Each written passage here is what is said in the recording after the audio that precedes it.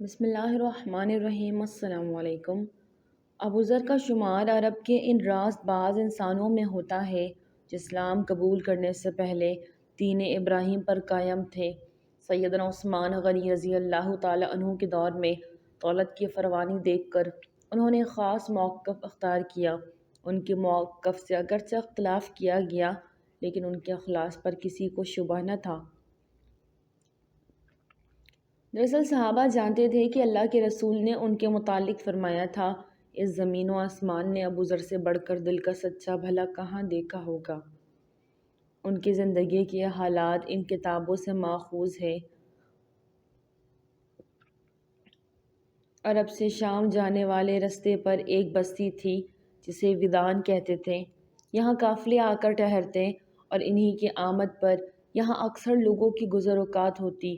اگر کبھی تاجر کنجوسی سے کام لیتے یا وہ یہاں نہ ٹھہرتے یا کسی اور وجہ سے ودان کے باسی غربت کا شکار ہو جاتے تو پھر وہ ڈاکے ڈالتے، اور اس طرح کے حالات میں ڈاکے ڈالنے کو اسی طرح کا فعل سمجھا جاتا جیسے آج کے زمانے میں تنخواہ پر گزارا نہ ہونے والے شخص کا رشوت لینا۔ ودان کی اس بستی میں قبیلہ تھا غفار۔ اس قبیلے کے لوگ بھی ضرورت پڑنے پر راہزنی اور ڈاکہ زنی کا شغل اختیار کرتے۔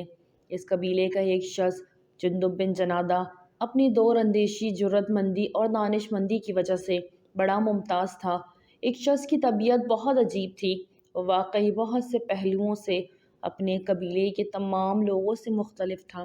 وہ جب راہزنی پر آتا تو لوٹ مار بھی کرتا، مگر جب دانش بکھیرتا تو لوگ تب بھی حیرت سے انگلیاں منہ میں دبا لیتے۔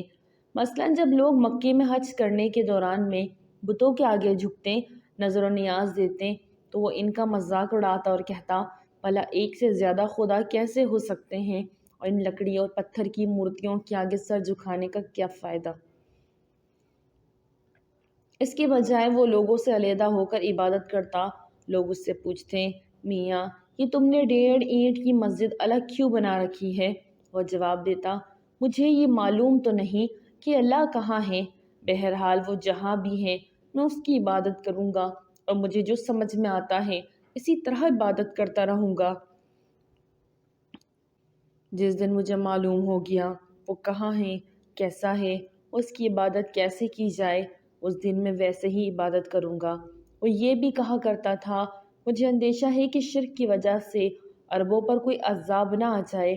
اس کی وجہ یہ تھی کہ وہ عرب میں ایسے کھنڈرات کو کئی دفعہ دیکھ چکا تھا جن کے متعلق ہر ایک کو معلوم تھا کہ بستیاں اللہ کی نافرمانیوں کے نتیجے میں تباہ ہوئی ہیں۔ لوگ جندب کی باتیں سنتے اور اسے ایک عجیب شخص قرار دے کر خاموش ہو جاتے۔ اس شخص کو قبیلے والے اس کی کنیت سے پکارتے تھے، اور تاریخ میں بھی انہیں ان کی کنیت سے ہی جانا جاتا تھا، یعنی ابو ذر الغفاری۔ قبیلے سے تعلق رکھنے کی وجہ سے ابو ذر غفاری۔ ابو ذر غفاری کی زندگی اسی طرح گزر رہی تھی، حق کی تلاش اور اللہ کی معرفت کے حصول میں سرگرداں۔ دراصل وہ اس وقت کے دستیاب سنت ابراہیمی کے ماننے والے تھے۔ ایک دن انہیں ایک شخص سے ایک عجیب خبر سنائی دی، ابو ذر تمہیں معلوم ہے کہ مکے میں ایک قریشی نے نبی ہونے کا دعویٰ کیا ہے؟ اچھا، ابو ذر نے خوشگوار حیرت سے پوچھا، اور سب سے عجیب بات تو یہ ہے کہ تمہاری طرح وہ بھی کہتا ہے کہ لا الہ الا اللہ، یعنی اللہ کے سوا کوئی معبود نہیں۔ ابو ذر کے لیے یہ بڑی اہم اطلاع تھی۔ انہوں نے فوراً مکے کی طرف رخت سفر باندھنے کا اعلان کیا، لیکن بتانے والوں نے بتایا، ابو ذر جلدی کرنے کی ضرورت نہیں، اس شخص کے دعوی نبوت پر اس کی قوم اس کے خلاف اٹھ کھڑی ہوئی ہے۔ مگر یہ اطلاع ابو ذر کے جوش جذبے کو کم نہ کر سکی۔ البتہ انہوں نے اپنے بھائی انیس سے کہا کہ وہ مکہ تو جا رہا ہے، اس خبر کی تصدیق بھی کرتا آئے۔ انیس مکہ گیا اور پیچھے ابو ذر بے چینی سے اس کا انتظار کرنے لگے۔ کچھ دنوں کے بعد واپس آیا تو ابو ذر نے پہلی بات یہی پوچھی، کیا خبر لائے ہو؟ وہ بولے، بھائی یہ بات درست ہے کہ ایک شخص نے نبوت کا دعویٰ کیا ہے اور وہ نیکی کی تعلیم اور برائی سے اجتناب کا حکم دیتا ہے، لیکن یہ تو بڑی عام بات ہے، آپ کو تفصیل سے معلومات حاصل کرنا تھی۔ ابو ذر کو ان معلومات سے تسلی نہ ہوئی، مگر بھائی نے عذر پیش کیا، دراصل قریشی محمد صلی اللہ علیہ وسلم کے سخت خلاف ہیں، ان پر اعلانیہ عبادت اور تبلیغ کرنے کے دروازے بند کر رکھے ہیں، حتیٰ کہ ان کے متعلق بات کرنے والے کے بھی دشمن ہو جاتے ہیں۔ یہی وجہ ہے کہ میں تفصیل معلوم نہیں کر سکا۔ تب ابوذر نے اعلان کر دیا کہ وہ پہلی فرصت میں مکہ خود جا رہے ہیں۔ ابوذر کے بھائی اور قبیلے کے لوگ ان کی طبیعت سے خوب واقف تھے کہ انہیں اگر کسی کام سے روکا جائے تو پھر یہ اسے کر کے رہتے۔ انہوں نے کبھی انہیں اپنی کہی ہوئی بات سے پھرتے ہوئے نہیں دیکھا تھا۔ وہ یہ بھی جانتے تھے کہ ابوذر جس بات کو راست سمجھتے ہو اسے کر کے رہتے، چاہے اس کی قیمت انہیں اپنی جان، مال اور عزت ہی سے ادا کیوں نہ کرنی پڑے۔ اس حوالے سے ابوذر کے بعض دوست ان پر تنقید بھی کرتے تھے۔ بہرکیف اپنے اعلان کے مطابق جب مکہ روانہ ہونے لگے تو بھائی نے اتنی التجا ضرور کی کہ وہاں حکمت سے کام لیں اور کسی اعتماد کے آدمی سے نئے نبی کے بارے میں پوچھیں۔ ابوذر نے وعدہ کیا کہ وہ ایسا ہی کریں گے۔ ابوذر مکہ پہنچے اور دستور کے مطابق آب زمزم کے چشمے کے پاس آ کر بیٹھ گئے۔ سارا دن وہ اپنی کیفیت شناسی سے کسی ایسے شخص کو تاڑتے رہے جو انہیں مطلوبہ معلومات مہیا کرے، لیکن وہاں جو بھی آیا بتوں کا پجاری نکلا۔ اس کے چہرے پر لکھی عجیب تاریکی اور جہالت انہیں اس سے مخاطب کرنے سے روکتی رہی۔ اتفاقاً وہاں سے حضرت علی رضی اللہ تعالی عنہ کا گزر ہوا۔ انہوں نے ابوذر کو غور سے دیکھا۔ ابوذر بھی انہیں اپنے اندر دلچسپی لیتے دیکھ کر چونکے، چنانچہ وہ ان کے قریب آئے پوچھا، آپ اجنبی لگتے ہیں؟ ہاں، تو پھر آئے آج ہمارے یہاں قیام فرمائیں گے؟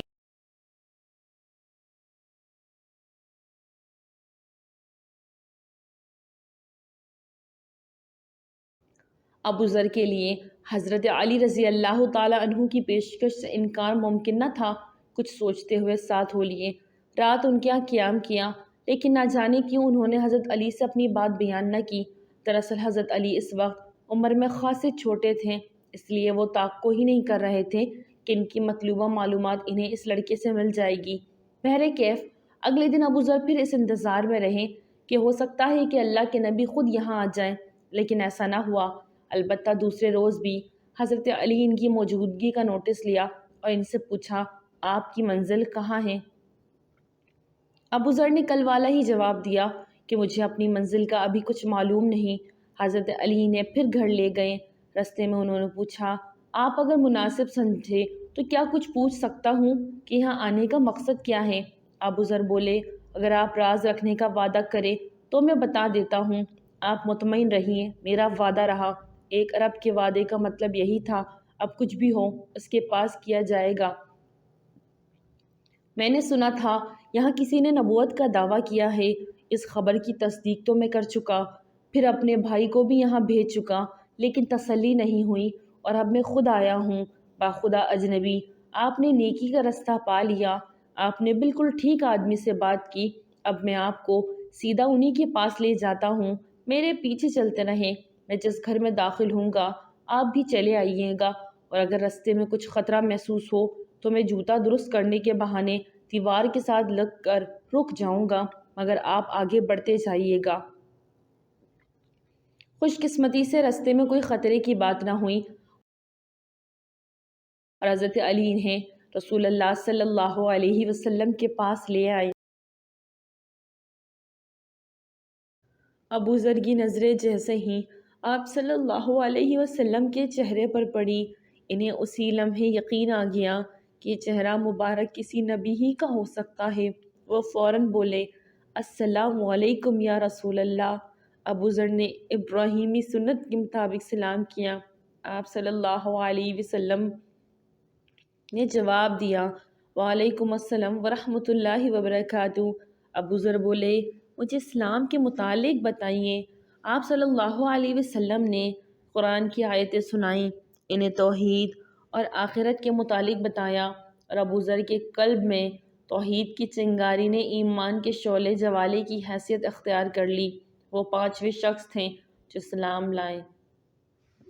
ابوذر رضی اللہ تعالیٰ عنہ کے اسلام قبول کرنے کے بعد آپ صلی اللہ علیہ وسلم نے فرمایا، ابوذر، اپنے ایمان کو قریش سے ابھی پوشیدہ رکھنا، ابھی اس کے اظہار کا موقع نہیں، اور اب آپ اپنے قبیلے کی طرف لوٹ جائیں، جب مناسب موقع آئے تو واپس آ جانا۔ مگر ابو ذر اپنی افتدا تباہ سے مجبور تھے۔ بولے، اللہ کی قسم یہ کام مجھ سے نہ ہو سکے گا، میں اپنا اسلام ہرگز نہ چھپا سکوں گا، میں ان لوگوں کے سامنے اعلان کرنا چاہتا ہوں۔ آپ صلی اللہ علیہ وسلم نے کہا، اس سے تمہاری جان کو خطرہ ہے، مگر اے اللہ کے رسول، اس ذات کی قسم جس کے قبضے میں میری جان ہے، مکے سے روانگی سے قبل ایک مرتبہ ضرور قریش کے روبرو کلمہ حق کی گواہی دینے کو جی چاہتا ہے۔ ابو ذر کی طبیعت کا اللہ کے رسول صلی اللہ علیہ وسلم اندازہ لگا چکے تھے۔ ان کے جواب میں خاموش رہیں اور ابو ذر وہاں سے اٹھے اور سیدھا کعبہ پہنچے۔ ان کی خواہش کے عین مطابق قریش کا مجمع لگا ہوا تھا۔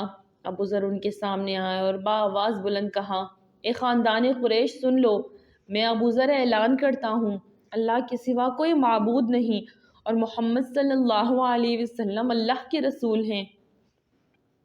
جیسے ہی یہ الفاظ ان کے سماعت سے ٹکرائے، وہ غصے سے ان کی طرف لپکے کہ ایک آوازیں ایک ساتھ اٹھی، اس بے دین کو پکڑو، مار دو، اس کو جانے نہ پائے، اور پھر پورے کا پورا ہجوم ان پر پل پڑا۔ کھونسے، لاتے، تھپڑ، اگر کسی کے ہاتھ میں لاٹھی تھی تو وہ بھی انہوں نے ابو ذر کے آڑے ہاتھوں لیا، قبل اس کے کہ بھپرا ہوا قریشی مجمع ابو ذر کی جان لے لیتا۔ عباس بن عبد المطلب حرکت میں آئے۔ عباس حضور صلی اللہ علیہ وسلم کے چچا تھے اور اس تعلق کی وجہ سے وہ حضور کے لیے اپنے دل میں نرم گوشہ رکھتے تھے۔ اس موقع پر بھی وہی کام آئے۔ انہوں نے اپنے آپ کو ابو ذر کے اوپر گرا لیا اور چیخ چیخ کر پکارنے لگے، اے قریش، تمہارے عقلوں کو کیا ہو گیا ہے؟ تم ابو ذر کو مار رہے ہو جو غفاری قبیلے سے تعلق رکھتا ہے۔ اب تمہاری خیر نہیں، یہ ضرور تمہارے قافلوں کو راستے میں لوٹیں گے۔ عباس کی یاد دہانی جلد ہی مؤثر ہوئی اور لوگوں نے اپنے ہاتھ روک لیے۔ دراصل عباس کی بات محض ڈراونا نہ تھی، حملہ آور اچھی طرح جانتے تھے، غفاریوں سے دشمنی مول لینا اپنے تجارتی قافلوں کو غیر محفوظ کرنا ہے۔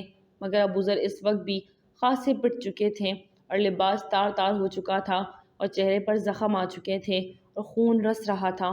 لوگوں میں سے بعض نے ان کے زخم صاف کیے اور وہ واپس حضور کے پاس چلے آئے۔ انہیں اس حالت میں دیکھ کر آپ کو شدید رنج ہوا۔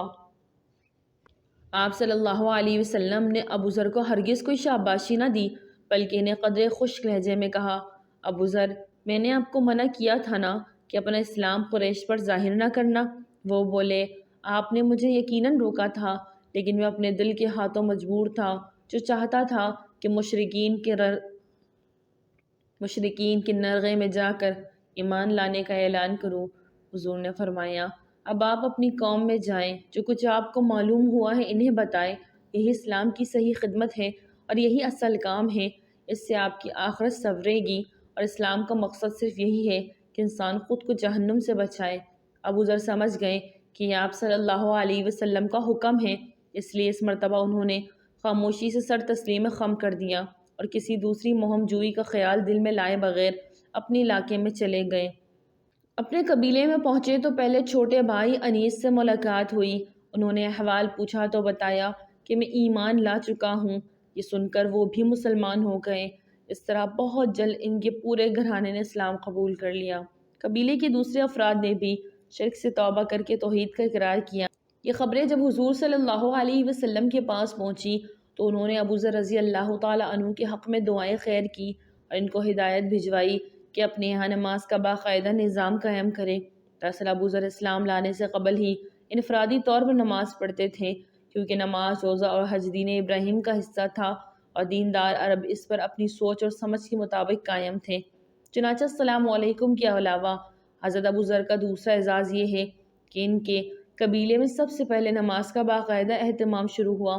ابو ذر رضی اللہ تعالیٰ عنہ ہجرت تک اپنے قبیلے ہی میں مقیم رہے اور پھر پلٹ کر کبھی مکہ نہیں گئے۔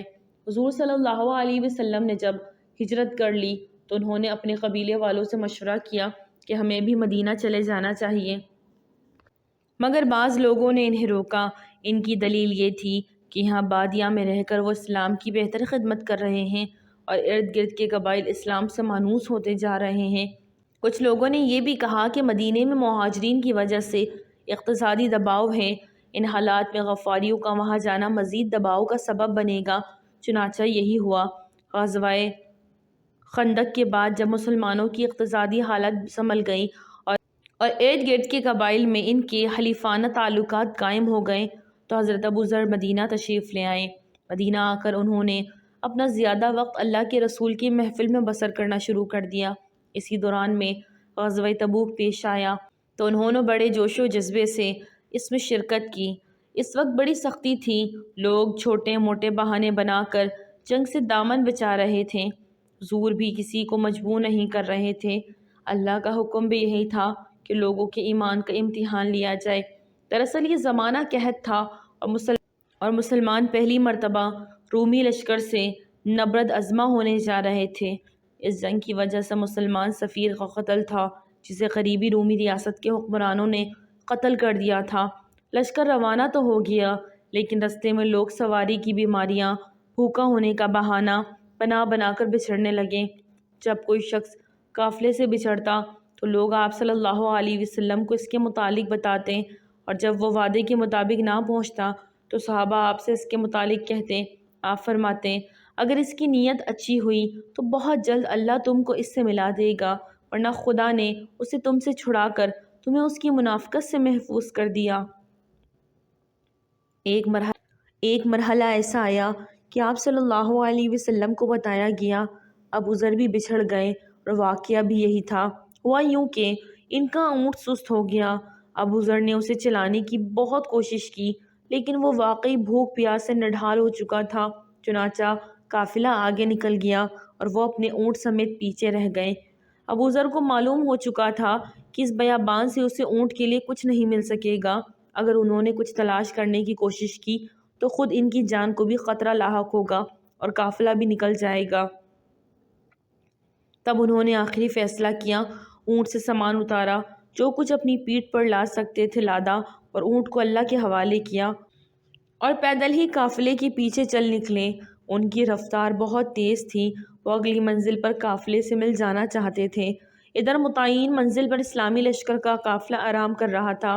ایک صحابی نے پکار کر کہا، اے اللہ کے رسول، وہ دیکھیے ایک شخص پیدل ہی چلا آ رہا ہے۔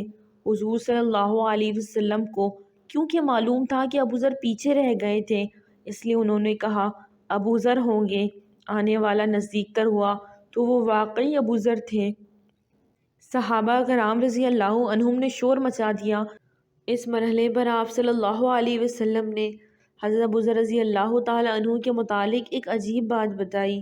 آپ صلی اللہ علیہ وسلم نے فرمایا، اللہ ابو ذر پر رحم کرے، وہ تنہا چلتے ہیں، تنہا مریں گے اور قیامت کے دن تنہا اٹھائے جائیں گے۔ آنے والے حالات نے ثابت کر دیا کہ حضور صلی اللہ علیہ وسلم نے ابو ذر کی طبیعت کو سمجھتے ہوئے جو بات کہی تھی وہ کیسے حرف بحرف پوری ہوئی۔ غزوہ تبوک کے بعد فتح مکے کا معرکہ پیش آیا۔ اسلامی لشکر جب تیار ہوا تو جس قبیلے نے پرچم اٹھا رکھا تھا وہ ابو ذر رضی اللہ تعالیٰ عنہ ہی کا قبیلہ بنو غفار تھا۔ رسول اللہ جب تک حیات رہے ابو ذر کا زیادہ سے زیادہ وقت حضور کے ساتھ گزرتا۔ وہ جب بھی حضور کے متعلق بات کرتے تو انہیں اپنا دوست قرار دے کر بات کرتے۔ رسول اللہ صلی اللہ علیہ وسلم ان کی بے تکلفی کو پسند فرماتے اور ابو ذر سے اپنی محبت کا واضح لفظوں میں اظہار کرتے۔ مدینے میں مسلمانوں کے سیاسی حالات کے ساتھ اقتصادی حالات بھی بتدریج بہتر ہوتے گئے، لیکن ابو ذر کا معاملہ اس کے برعکس تھا۔ وہ چونکہ اپنے بیشتر وقت مسجد نبوی میں گزارتے، آپ صلی اللہ علیہ وسلم سے زیادہ دین سیکھنے اور اپنی تربیت کرنے کی فکر میں رہتے، اس لیے ان کی مالی حالات اچھی نہ رہی۔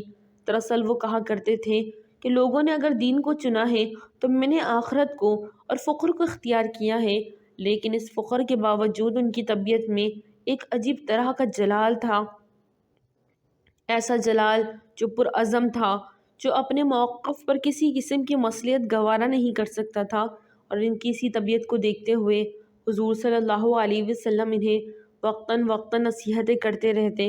ایک دفعہ وہ مسجد نبوی میں بیٹھے تھے کہ آپ صلی اللہ علیہ وسلم تشریف لائے۔ اللہ کے رسول بڑی محبت کے ساتھ ان کے پاس بیٹھے اور فرمانے لگے، ابو ذر، اگر لوگ تمہیں اس مسجد سے نکال دیں تو تم کیا کرو گے؟ ابو ذر رضی اللہ تعالیٰ عنہ نے بے یقینی سے اپنے آقا کی طرف دیکھا، مگر یہ جانتے ہوئے کہ جو الفاظ ان کی کانوں نے سنے ہیں ایسی زبان سے نکلے ہیں جس سے جھوٹ کا کوئی حرف بھی نہیں نکلا، ان کے چہرے کا رنگ متغیر ہو گیا اور وہ بولے حضور اپنے گھر چلا جاؤں گا۔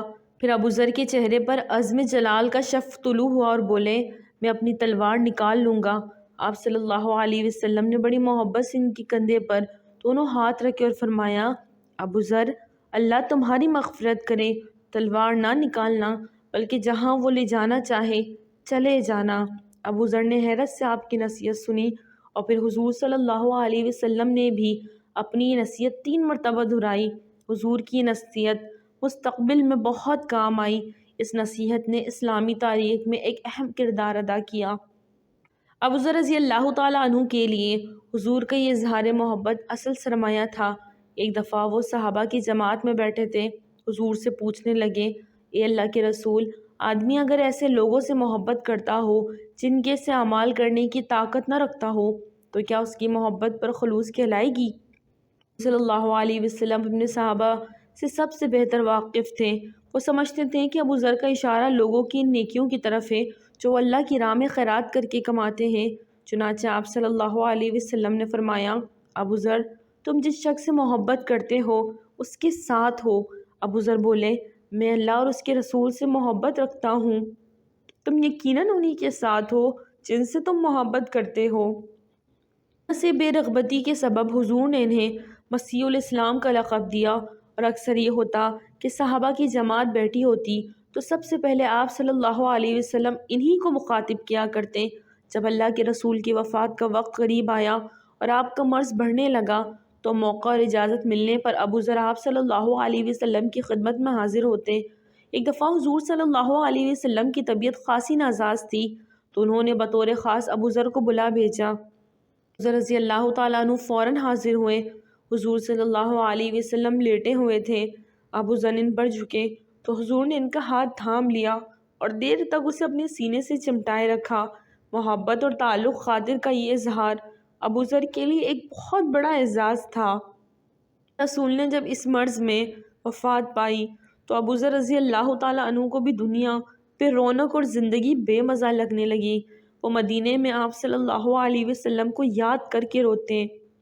حضور صلی اللہ علیہ وسلم کے بعد جب حضرت ابوبکر صدیق رضی اللہ تعالیٰ عنہ خلیفہ بنے اور پورے عرب میں ارتاد اور بغاوت کا زہر پھیل گیا تو ابو ذر رضی اللہ تعالیٰ عنہ کو ایک مصروفیت ہاتھ آ گئی اور وہ اسلامی ریاست کو لاحق اس خطرے سے نمٹنے کے لیے صحابہ کے ساتھ مصروف ہو گئے۔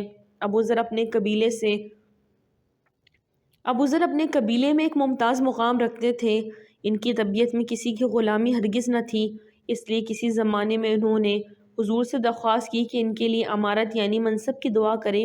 اللہ کے رسول صلی اللہ علیہ وسلم اپنے احباب اور عام صحابہ کے مزاج آشنا تھے اور ابو ذر تو مدینے میں ہجرت کے بعد زیادہ وقت آپ صلی اللہ علیہ وسلم ہی کے پاس گزارتے تھے، اسی لیے بڑی محبت سے انہیں فرماتے ابو ذر امارت ایک بڑا بار ہے، یہ ایک امانت ہے، اس کی صحیح نگہداشت نہ کی جائے تو انسان کے ہاتھ آخرت میں رسوائی کے سوا کچھ نہیں آتا۔ اور اے ابو ذر تم ناتواں ہو۔ اس دن کے بعد ابو ذر نے کبھی امارت کی تمنا نہیں کی۔ حضرت ابوبکر صدیق کے دور میں وہ مدینے ہی میں رہے، لیکن بالکل الگ تھلگ ان معنوں میں کہ انہوں نے انتظامی معاملات میں کبھی دلچسپی ظاہر نہ کی۔ وہ گوشہ نشین اور ایک زاہد کی حیثیت سے پہچانے جاتے تھے۔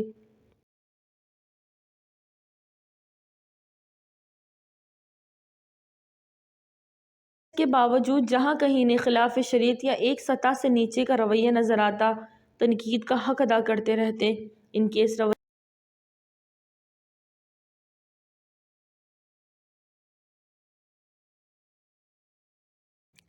رویے کی جھلک اس مقالبے میں صاف نظر آتی ہے جو انہوں نے مشہور انصاری صحابی ابو درداء سے کیا۔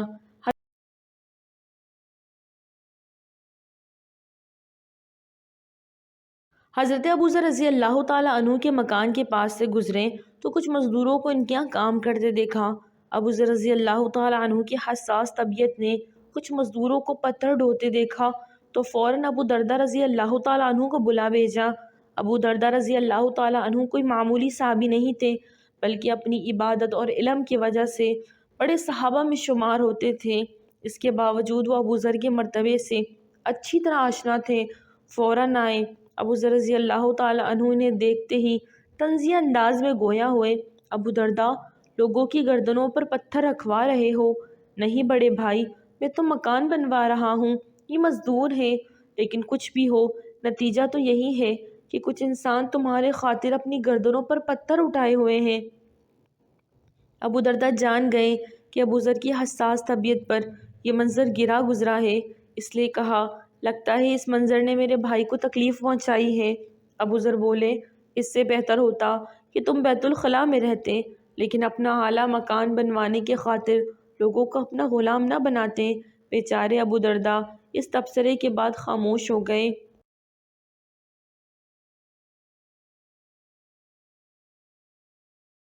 جانتے تھے کہ ابو ذر کے نزدیک اصل گھر آخرت کے بعد کا ہے، اور رہا اس دنیا کا عرض ٹھکانہ، تو اس کے لیے بلا تردد کرنے کی کیا ضرورت۔ اسلامی ریاست کے وسیع ہونے کے ساتھ ساتھ جیسے جیسے معاشی حالات بہتر ہو رہے تھے، فطری طور پر مسلمانوں کے رہن سہن میں بھی بہتری آ رہی تھی، لیکن حضرت ابو ذر کے لیے یہ صورتحال پسندیدہ نہیں تھی۔ ان کا خیال یہی تھا، جس فقر و سادگی سے مسلمان رسول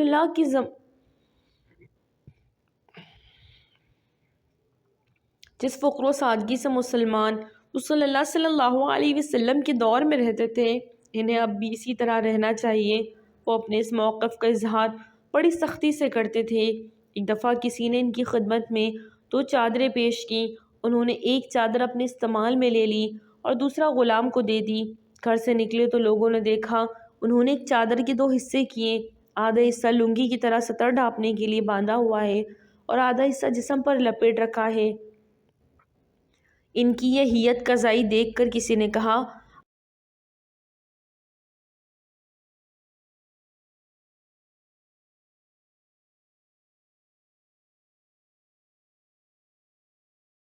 ابو ذر کیا بہتر ہوتا اگر آپ دونوں چادریں خود ہی استعمال کرتے۔ ابو ذر رضی اللہ تعالیٰ عنہ نے فوراً جواب دیا، میرے دوست، اور اللہ کے رسول صلی اللہ علیہ وسلم نے فرمایا تھا کہ جو خود کھاؤ وہی غلاموں کو کھلاؤ، اور جو خود پہنو غلاموں کو بھی وہی پہناؤ۔ ابو ذر کا یہ تبصرہ صاف ظاہر کر رہا تھا کہ وہ بات کا ظاہری مفہوم لیتے تھے اور بات کی گہرائی میں نہیں جاتے تھے۔ ان کے فہم کی اس ناہمواری کے بعد خاصے مسائل پیدا ہوئے۔ حضرت ابو بکر صدیق، حضرت عمر اور حضرت عثمان سبھی نے ان کا وظیفہ مقرر کیا۔ یہ وظیفہ ایک باوقار زندگی بسر کرنے کے لیے کافی تھا، لیکن ابو ذر رضی اللہ تعالیٰ عنہ اس کا بیشتر حصہ خیرات کر دیتے۔ لوگ کہتے تو فرماتے کہ اللہ کے رسول کا فرمان ہے کہ جو سونا اور چاندی جمع کرتے ہیں وہ گویا انگارے جمع کرتے ہیں۔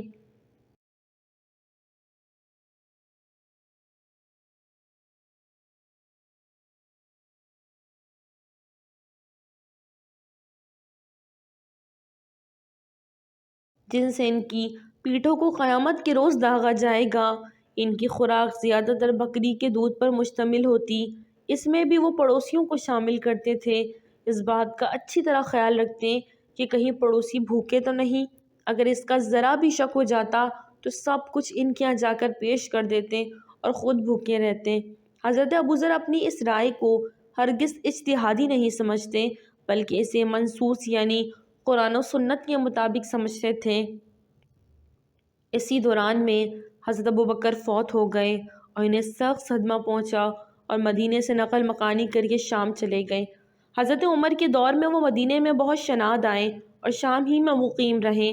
حضرت عمر رضی اللہ تعالیٰ عنہ کے دور میں حکام کی مثالی درویشی اور سادگی تو انہیں بہت پسند آئی، مگر جب حضرت عثمان کے دور میں یہ رنگ نہ رہا تو وہ سخت پریشان ہوئے۔ ان کی طبیعت کی سختی اب بہت زیادہ نمایاں ہونے لگی۔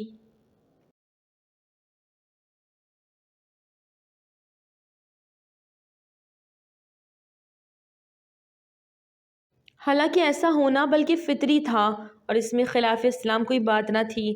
ایک دن ان کی ملاقات حضرت ابو موسیٰ اشعری رضی اللہ تعالیٰ عنہ سے ہوئی۔ وہ بڑے اتفاق سے ان سے ملے اور معانقہ کرنے ابو ذر کی طرف بڑھنے لگے تو وہ پیچھے ہٹ گئے اور بولے، مجھ سے دور رہو، تم عراق کے گورنری کے بعد مجھ سے ملنے کے قابل نہیں رہے،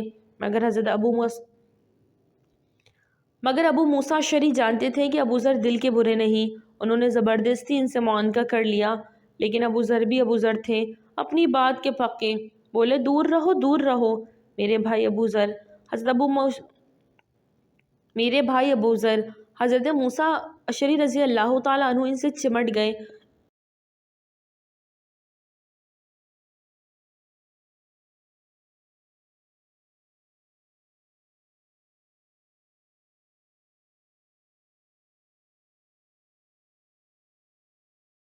نہیں، پہلے میرے سوالوں کا جواب دو۔ وہ بازود رہے۔ ہاں، میں اپنے بھائی کے ہر سوال کا جواب دینے کو تیار ہوں۔ وہ بھی سنجیدہ ہو گئے۔ تو پھر بتاؤ، تم نے گورنری کے زمانے میں کون سی عمارت بنائی؟ نہیں، کوئی بھی نہیں۔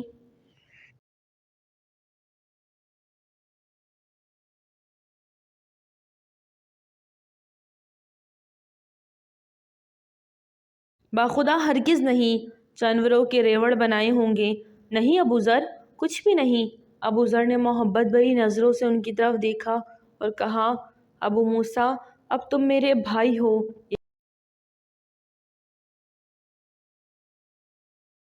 انہوں نے زور سے انہیں گلے لگا لیا۔ حضرت ابو ذر کی اہلیہ کا رنگ خاصا سیاہ تھا اور وہ ظاہری حسن سے عاری تھی۔ ان سے کوئی اولاد بھی نہ تھی۔ لوگوں نے کہا، آپ دوسری شادی کیوں نہیں کر لیتے؟ ابو ذر نے ابے ذر سے لکھنے کے قابل جواب دیا، میں ایسی عورت کے ساتھ رہنا پسند کرتا ہوں جو مجھ میں تواضع پیدا کرے، یعنی عجز و انکساری، اور ایسی عورت سے محظوظ رہنا چاہتا ہوں جو مجھ میں تفاخر اور ترفع پیدا کرے۔ اور بچے پوچھنے والوں نے پینترا بدل کر دوسرا سوال کیا۔ ہو سکتا ہے ابو ذر اس پہلو ہی سے شکایت کا لہجہ اختیار کریں گے، مگر وہ گویا ہوئے۔ اچھا ہے، اس فانی دنیا میں رہنے کے بجائے وہ آسمان میں ہی رہے۔ حضرت عثمان کے دور میں ابو ذر شام ہی میں تھے اور وہاں امیر معاویہ گورنر تھے۔ حضرت امیر معاویہ اعلیٰ درجے کے منتظم تھے۔ ان کے دور میں شام نے بہت ترقی کی، لوگوں کے اندر خوشحالی نظر آتی تھی، مگر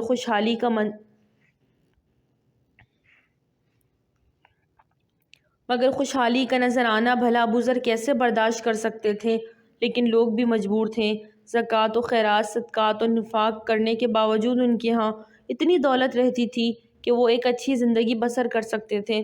مگر ابو ذر قرآن کی سورۃ التوبہ کی ان آیات کا حوالہ دیتے، جو لوگ سونا اور چاندی جمع کرتے ہیں اور اس کو اللہ کی راہ میں صرف نہیں کرتے، ان کو دردناک عذاب کی خوشی سناؤ۔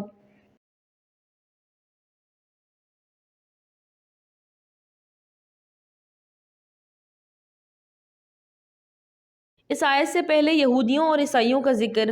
بعض صحابہ کا کہنا تھا کہ اس آیت کا تعلق ان غیر مسلموں سے ہے، لیکن حضرت ابو ذر کہتے ہیں کہ اس کا تعلق مسلمانوں اور غیر مسلموں دونوں سے ہے۔ ان کی رائے کے مطابق کسی بھی قسم کا مال جمع کرنا گویا دوزخ کی آنکھ جمع کرنا تھا۔ یہ اختلاف جب گہرا ہوا تو بات شام کے گورنر حضرت امیر معاویہ تک پہنچ گئی۔ حضرت امیر معاویہ رضی اللہ تعالیٰ عنہ بھی اس آیت کا یہ مطلب سمجھتے تھے کہ اگر کسی مسلمان کے پاس دولت جمع ہے اور وہ تجارت اور دیگر جائز ذرائع سے کمائی گئی ہے اور اس سے زکوٰۃ اور دیگر حکومتی واجبات ادا کر دیے گئے ہیں، تو ایسی دولت کا رکھنا ہرگز ناجائز نہیں۔ مگر حضرت ابو ذر کی رائے دوسری رہی۔ انہوں نے سختی سے عمرہ پر تنقید شروع کر دی۔ حضرت امیر معاویہ رضی اللہ تعالیٰ عنہ نے دیکھا کہ ابو ذر کی تنقید سے ہو سکتا ہے مسلمانوں میں کوئی بدمزگی پیدا ہو جائے اور امن و امان کا مسئلہ کھڑا ہو جائے، تو انہوں نے حضرت عثمان سے گزارش کی کہ انہیں واپس مدینے بلا لیا جائے۔ حضرت عثمان نے ایسا ہی کیا اور انہیں مدینے واپس بلوا لیا۔ مدینے آ کر ایک دن حضرت ابو ذر نے مشہور صحابہ حضرت قعب، جو پہلے یہودی ہوا کرتے تھے اور بعد میں اسلام لائے، سے پوچھا کہ ان کی سورۃ التوبہ کی مذکورہ آیت سے متعلق کیا رائے ہے۔ حضرت قعب نے کہا، ایسا شخص جو زکوٰۃ بھی ادا کرتا ہے اور اس کے پاس مال بھی موجود ہے، اس کے بارے میں مجھے بھلائی کی امید ہے۔ حضرت ابو ذر یہ سن کر بہت غصے میں آ گئے۔ اے یہودی عورت کے بیٹے، قیامت کے دن ایسے شخص کے دل کو بچھو ڈنک ماریں گے۔ یہ کہتے ہوئے وہ ڈنڈا لے کر حضرت قعب کو مارنے دوڑے، مگر پھر انہوں نے اپنا غصہ ضبط کر لیا۔ لیکن حضرت عثمان نے حالات کا رخ دیکھ لیا تھا۔ انہوں نے ابو ذر سے گزارش کی، آپ میرے گھر تشریف رکھیے، صبح و شام اونٹنیاں آپ کے لیے دودھ دیں گی۔ لیکن حضرت ابو ذر نے کہا مجھے دنیا کی ذرا بھی ضرورت نہیں۔ انہوں نے اپنی سادگی کی زندگی ابھی تک باقی رکھی تھی، اس لیے مدینے میں لوگ ان کے گرد جمع ہو جاتے اور حضرت ابو ذر اپنی رائے بیان کرتے کہ مسلمانوں نے سادگی چھوڑ کر اچھا نہیں کیا۔ تب حضرت عثمان نے یہ محسوس کیا کہ حضرت ابو ذر کا مدینے میں رہنا خود ان کے لیے مناسب نہیں۔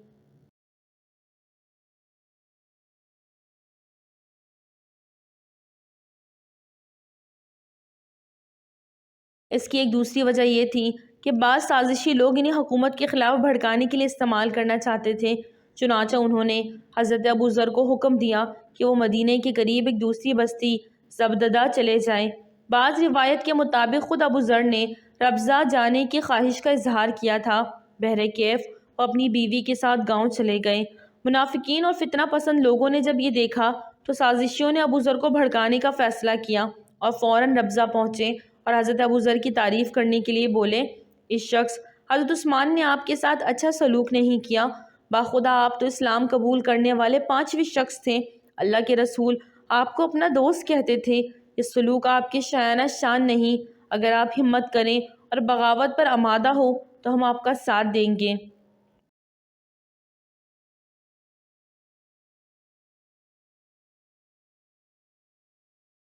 حضرت ابو ذر یہ سن کر سخت برہم ہوئے اور کہا، اے لوگو تم میرے اور عثمان کے معاملے میں مت پڑو، مجھے اللہ کے رسول کا حکم اور نصیحت اچھی طرح یاد ہے۔ انہوں نے فرمایا تھا اگر تمہیں لوگ مدینے سے نکال بھی دیں تو ہاتھ مت اٹھانا، اور میں تمہیں نصیحت کرتا ہوں کہ اپنے امیر خلیفہ کے خلاف بغاوت مت کرو، سازش نہ کرو، کیونکہ جس نے بغاوت کی، سازش کی، اس کی توبہ قبول نہیں ہوگی۔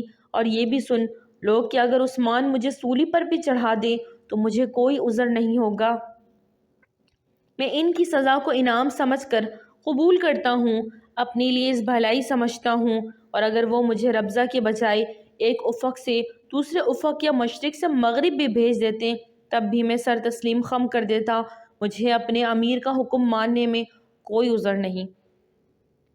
حضرت ابو ذر کے اس عظیم کردار اور رویے نے ایک تو سازشوں کا منہ بند کر دیا اور دوسرا انہوں نے اپنے عمل سے ثابت کر دیا کہ اسلامی حکومت کے ساتھ اختلاف کرنے کے کیا آداب ہیں۔ بلا شبہ وہ حکمران جماعت کی مجلس شورا میں تھے، یعنی لوگ ان سے مشورہ لیتے تھے اور انہیں حضرت عثمان اور دیگر صحابہ سے اختلاف تھا، لیکن انہوں نے اس اختلاف کی آڑ میں مخالفت نہیں کی، بغاوت نہیں کی اور فتنہ فساد برپا نہیں کیا۔ حضرت ابو ذر نے اپنے اس رویے کو شدت سے اختیار کیا کہ لوگوں نے ان کے پاس آنا بھی ترک کر دیا۔ اس سے یہ بات بھی سامنے آتی کہ انسان کی نیت اگر درست بھی ہو، رائے کی غلطی بھی اس کے لیے نیکی کا وسیلہ بن جاتی ہے۔ انہی حالات میں ایک دن ان کی طبیعت سخت خراب ہو گئی۔ اس وقت صرف ان کی اہلیہ ان کے پاس تھیں، وہ ان کی حالت دیکھ کر رونے لگی۔ حضرت ابو ذر نے کہا، اے نیک خاتون روتی کیوں ہیں؟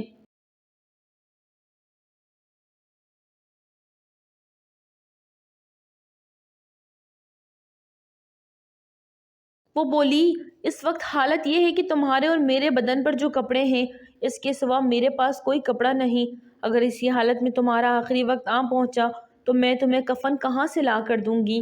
حضرت ابو ذر بولے، غم نہ کرو، میں تمہیں خوشی کی خبر سناتا ہوں۔ اللہ کے رسول صلی اللہ علیہ وسلم نے کہا تھا، جس کی اولاد نرینہ مر جائے اور وہ تنہا رہنے کے باوجود صبر کرے تو اللہ اس کو آنکھ سے بچا لے گا۔ میرے دوست نے جب یہ بات فرمائی تھی تو ہم 3 آدمی تھے۔ آپ صلی اللہ علیہ وسلم نے یہ بھی فرمایا تھا کہ تم میں سے ایک شخص صحرا میں فوت ہوگا اور اس کی موت کے وقت وہاں مسلمانوں کی ایک جماعت پہنچے گی۔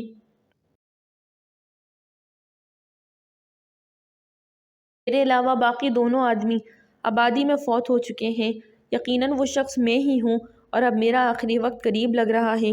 مجھے یقین ہے کہ اللہ کے رسول صلی اللہ علیہ وسلم کی بات ہرگز غلط نہیں، اس لیے جاؤ، قافلے کی گزرگاہ پر جاؤ، تمہیں یقیناً وہاں لوگ ملیں گے۔ ان کی اہلیہ بولی، ابو ذر خدا آپ پر رحم کریں، کیسی باتیں کر رہے ہو؟ اب تو حجاج بھی واپس جا چکے ہیں اور جس گزرگاہ کی آپ بات کر رہے ہیں وہ بند ہو چکا ہے۔ ابو ذر نے کہا، نہیں مجھے یقین ہے تم جاؤ۔ انہوں نے یہ الفاظ بامشکل ادا کیے، بیوی ان کا کہا رد نہ کر سکی اور بادل نخواستہ مذکورہ رستے کی طرف چل پڑی۔ اس نے قریب ہی ایک بڑے ٹیلے پر چڑھ کر دیکھا، دور دور کسی ذی روح کے آثار نظر نہ آئے۔ وہ واپس پلٹی تاکہ شوہر کی تیمارداری کرے، مگر ابو ذر نے پھر اصرار کیا کہ قافلے کا سراغ لگانا جاری رکھے۔ ان کی اہلیہ پھر بھاگی بھاگی ٹیلے کی جانب دوڑی۔ اس طرح وہ 4-5 مرتبہ کبھی شوہر کے پاس جاتی، کبھی ٹیلے پر چڑھ کر لوگوں کا راستہ دیکھتی۔ اسی کوشش میں نے آخر دور سے کچھ لوگ آتے دکھائی دیے۔ انہوں نے چند گھروں کی بستی میں جب ایک خاتون کو ٹیلے پر کھڑے دیکھا تو سمجھ گئے کہ بستی خالی ہے اور اس خاتون کو مدد کی ضرورت ہے۔ وہ تیزی سے حضرت ابو ذر کی اہلیہ کی جانب دوڑے۔ وہ انہیں جلدی سے ابو ذر کے پاس لے گئی۔ انہیں دیکھ کر وہ لوگ بولے، یہ کون ہیں؟ ابو ذر غفاری، اللہ کے رسول صلی اللہ علیہ وسلم کے پیارے دوست۔ ابو ذر غفاری، اللہ کے رسول کے پیارے دوست اور صحابی، ہاں وہی، ان پر ہمارے ماں باپ قربان۔ یہ کہہ کر وہ ان کے قریب ہوئے اور ان کا حال دریافت کیا۔ حضرت ابو ذر بولے، آپ لوگوں کی آمد سے مجھے یقین ہوا کہ میرا آخری وقت آ پہنچا ہے۔ پھر انہوں نے تفصیل سے رسول اللہ صلی اللہ علیہ وسلم کی پیشن گوئی سنائی اور آخری وصیت کی، دیکھو اگر میرے یا میری بیوی کے پاس کوئی چادر نکل آئے تو مجھے اسی میں کفنانا، اگر ایسا نہ ہو تو مجھے وہ شخص ہرگز کپڑا نہ دے جو ایسے گورنر یا حکمران کا ملازم رہ چکا ہو جو دولت سے زکوٰۃ دینے کے بعد اس کو جمع کرنے کا قائل ہو۔ ابو ذر کی شرط بہت بھاری تھی۔ اس قافلے میں صرف ایک نوجوان انصاری کے علاوہ باقی تمام لوگ کسی نہ کسی حیثیت سے حکومت کی خدمت انجام دیتے رہے، حتیٰ کہ ان میں مشہور صحابی حضرت عبداللہ بن مسعود بھی تھے، وہ بھی خاموش رہے۔ اس انصاری نوجوان نے حضرت ابو ذر سے وعدہ کیا، چچا آپ بے فکر رہیں، آپ کی نصیحت کے مطابق ہی عمل کیا جائے گا۔ اس یقین دہانی کی سننے کے بعد ابو ذر یوں مطمئن ہو گئے جیسے انہوں نے زندگی کا مقصد پا لیا ہو۔ اس کے ساتھ ہی ان کے جسم سے جان نکل گئی۔ نصیحت کے مطابق وہیں حضرت ابو ذر کو کفنایا اور دفنایا گیا۔ حضرت عبداللہ بن مسعود نے ان کی نماز جنازہ پڑھائی اور حضرت ابو ذر نے ترکے میں 3 گدھے، چند بکریاں اور کچھ سامان چھوڑا۔ ابو ذر کی یہاں کوئی اولاد نہ تھی۔ ان کا حلیہ یہ تھا، رنگ سیاہ مائل، داڑھی گھنی، سر اور داڑھی کے بال سفید اور قدرے دراز۔ ان سے 281 احادیث مروی ہیں، ان میں 12 متفق علیہ یعنی امام بخاری کی صحیح بخاری اور امام مسلم کی صحیح مسلم دونوں نے انہیں اپنے مجموعے میں جگہ دی، جبکہ 2 حدیث بخاری اور 7 حدیثیں مفرد طور پر دونوں کتابوں میں درج ہیں۔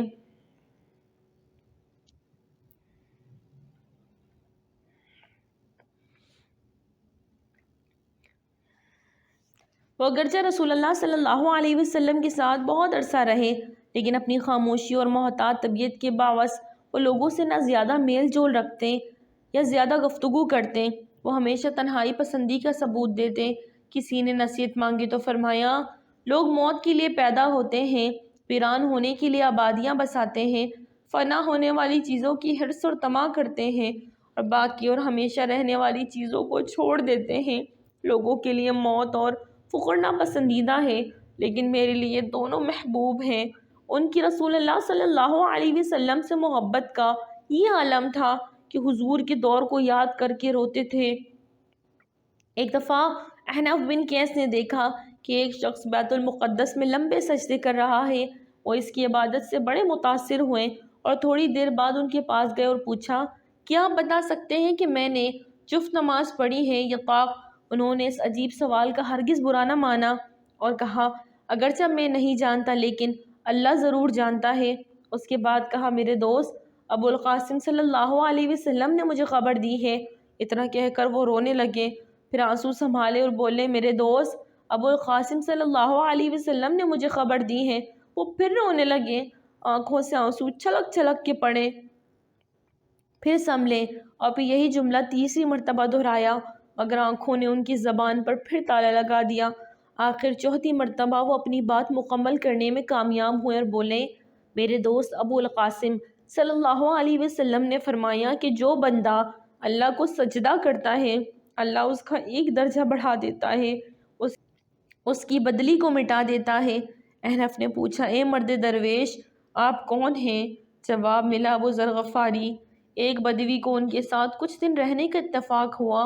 وہ جانے لگا تو اس کی فرمائش پر انہوں نے یہ نصیحت کی، میرے دوست صلی اللہ علیہ وسلم نے مجھے 7 نصیحتیں کی، مسکین کی محبت اور اس سے ملنا جلنا، مالی